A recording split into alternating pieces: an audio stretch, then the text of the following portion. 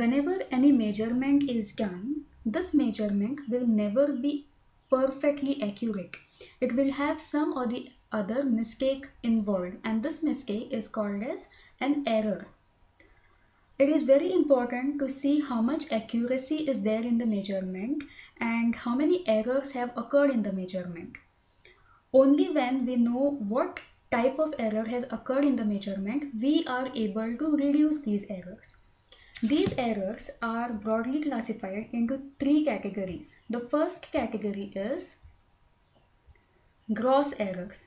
Now these are the errors which are caused mainly due to human mistakes. Okay, human mistakes meaning the person who is taking readings, who is called as experimenter or the observer, may take the reading, may record the reading as 98.7 volts, whereas the actual reading may be 97.8 volts. So this type of error is called as gross error, which is mainly done by human beings while reading the instruments and then recording and calculating the measurement results. In order to reduce these type of gross errors, there can be steps taken, such as great care has to be taken while reading and taking the readings from the instrument. And second thing that can be done is multiple readings have to be taken. If suppose 6 people are taking the reading under the same condition, and then if we observe the readings, if there is no much difference in the readings, then it can be said that the error is very much less in that reading.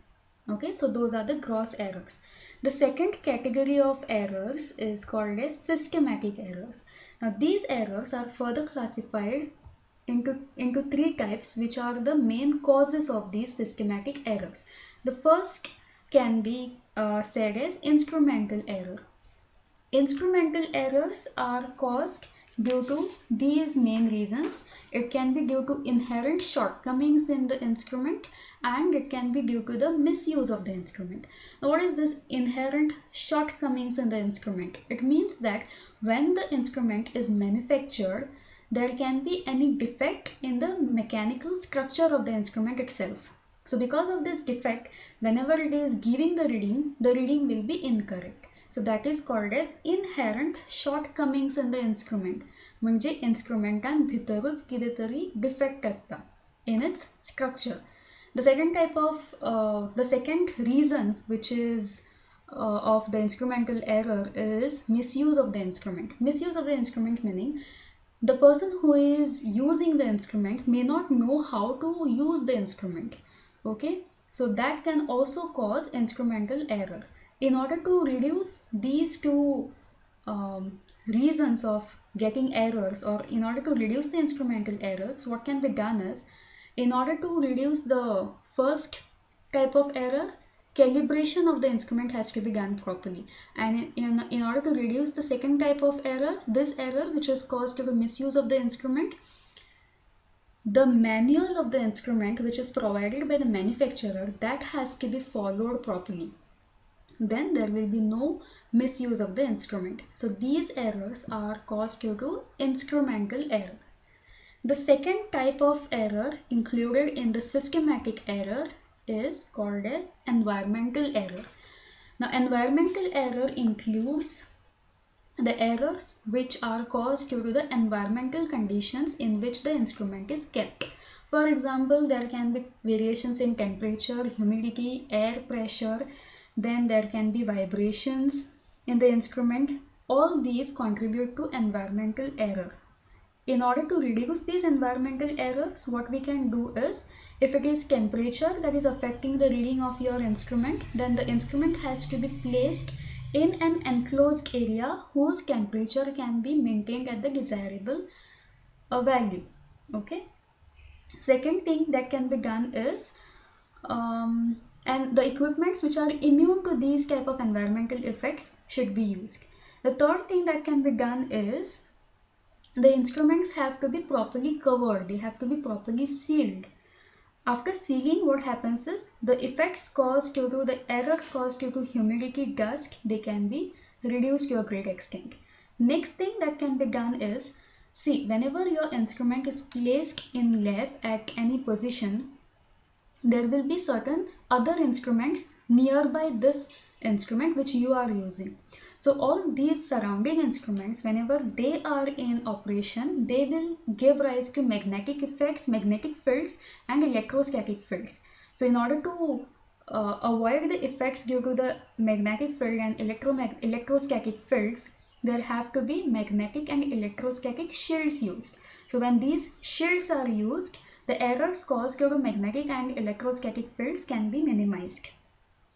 So these are the things that can be done for reducing the environmental errors. The third type of category in the systematic error is observational error. Now what is this observational error is? This we will see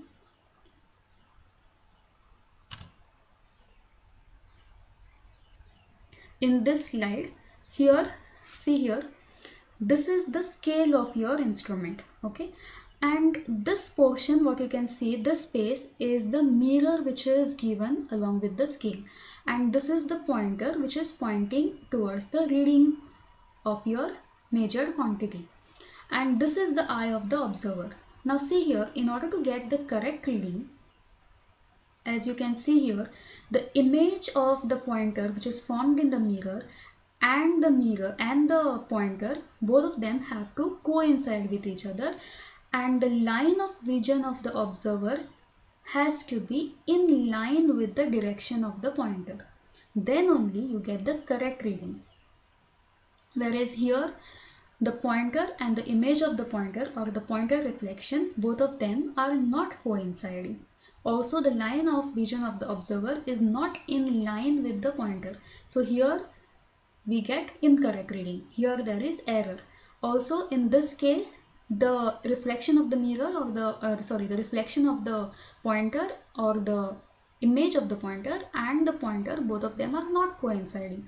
Also the line of vision of the observer is not in direction with the direction of the pointer. So in both these cases we get incorrect reading, whereas in this middle case we get the correct reading, because here the line of vision of the observer, the pointer and the image of the pointer in the mirror, all of these are coinciding and you get the correct reading as 250 volts here.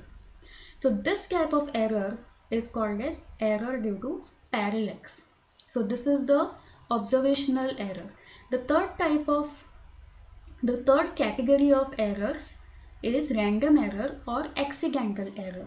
Now what is this random error is? After eliminating all of these systematic errors, even then if there is any error remaining, then that type of error is called as random error or accidental error. In order to reduce this type of error, what can be done is multiple readings have to be taken, and then finally a mean of all these multiple readings is taken as the final reading of the measured quantity. So that can reduce the random error. So these are the main categories of errors. Okay, thank you.